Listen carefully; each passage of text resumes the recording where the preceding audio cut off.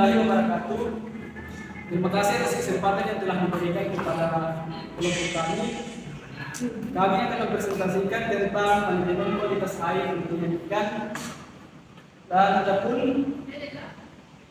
teman kelompok yaitu saya sendiri nanti dengan NIM 222110011 Kartika Dewi, Yara Sidin, dan Muhammad Iksan Sunarti.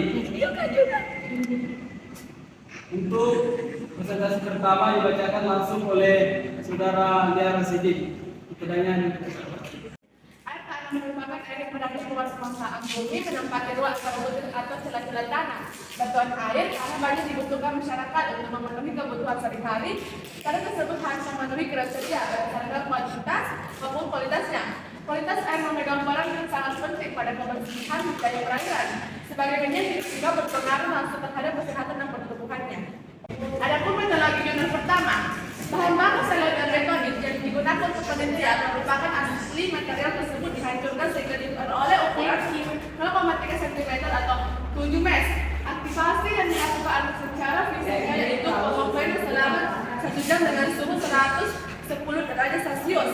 Proses absorpsi dilakukan dengan menggunakan dua buah kolom yang masing-masing bervolume 10 liter dengan metode fixed body dan bebas kolom. Pengolahan dilakukan dengan HLR hidrolog laring rate yaitu 0,5 meter per jam yang pada setiap kolam.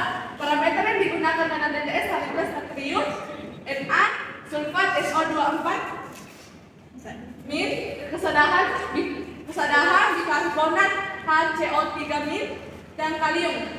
Selanjutnya yaitu metodologi pada jurnal kedua. Pada tambak-tambak pola langsah dengan sistem penentuan koordinat didasarkan pada zona pengembalian sampel di lahan tambak.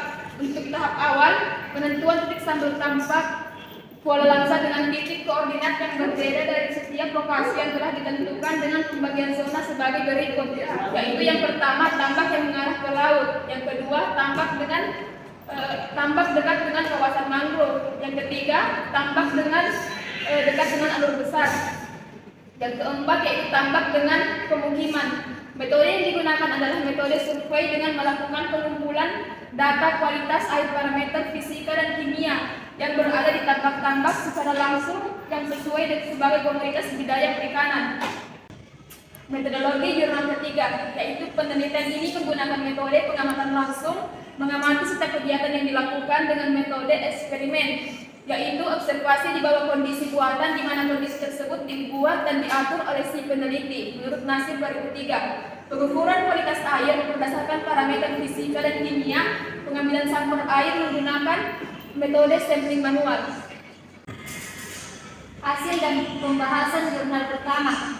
Pengujian salinitas, natrium, sulfat, kesadahan, HCO3, kalium pada air dilakukan pada pengolahan pertama di hari ke-1, ke-3 dan ke-7 atau pengolahan ke-1, 5 dan 13. Pemilihan waktu-waktu tertentu ini didasarkan oleh pertimbangan saat absorben masih segar. Absorben diperkirakan mulai jenuh dan absorben sudah sangat jenuh.